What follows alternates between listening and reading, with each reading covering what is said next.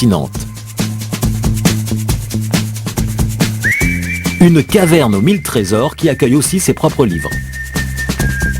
Alors là on est dans mon antre en fait, dans ma caverne où je classe toutes les photos de mes voyages que j'ai accumulés depuis plus de 15 ans. Donc par exemple ici on a des diapositives de la Centrafrique, un voyage que j'ai fait il y a 2 ans. À 15 ans, Jérôme participe à son premier stage auprès des plus grands herpétologues français. Puis dès 1990, il réalise son rêve, un voyage en Afrique. Un périple qui marque le début d'une véritable histoire d'amour avec ce continent.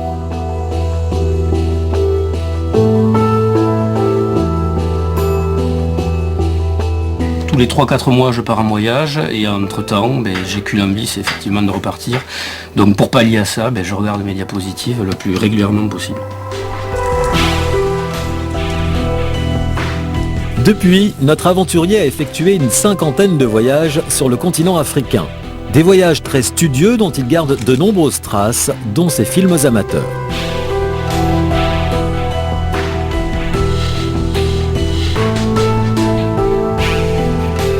Une passion et un sens de l'observation qui lui ont même permis de découvrir bon nombre d'espèces nouvelles.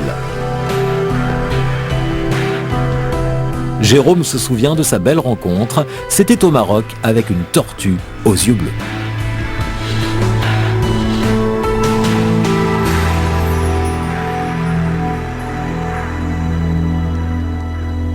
Ce sont des animaux que j'ai trouvés par hasard en 1994 et que nous avons décrits il y a quelques années avec un chercheur du Muséum de Paris en lui donnant le nom d'un ami qui est décédé d'une longue maladie et qui porte aujourd'hui, donc cette tortue porte son nom aujourd'hui, elle s'appelle Moremis leprosa van Meeragei, l'émie de lépreuse de Van Meerag.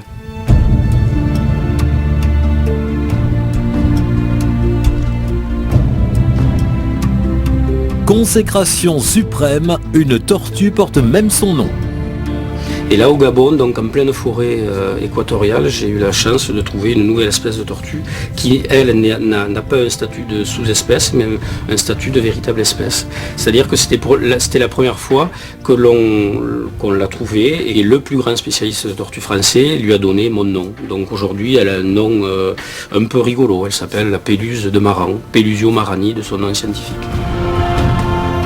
Il est temps de reprendre notre visite guidée parmi ces 1500 tortues.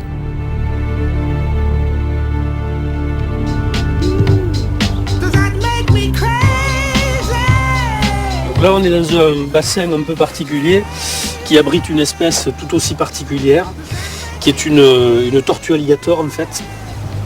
Donc on va essayer de l'attraper.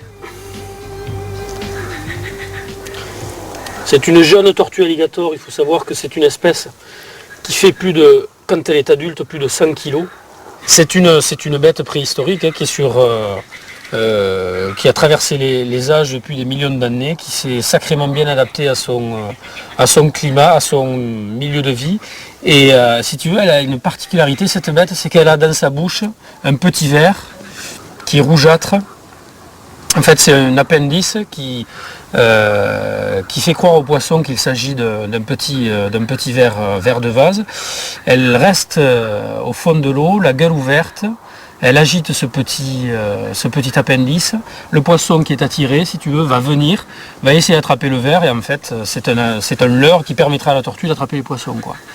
Ça fait partie de ces stratégies mises au point au cours de millions d'années des tortues qui leur permettent de s'alimenter dans des milieux particulièrement délicats. Et qui est malheureusement en voie de régression et de disparition aux États-Unis parce que même aux États-Unis, on les chasse pour les consommer, pour en faire de la soupe ou tout simplement pour manger la chair.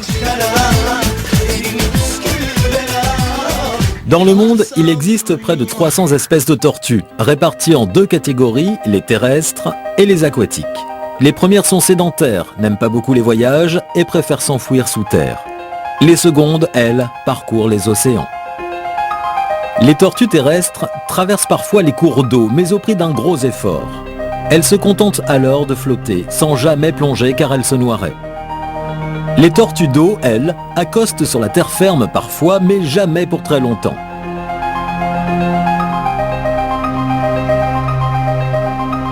Côté sexualité, la période de reproduction d'une tortue, qu'elle soit terrestre ou marine, s'échelonne d'avril à octobre avec un pic à la sortie de l'hibernation.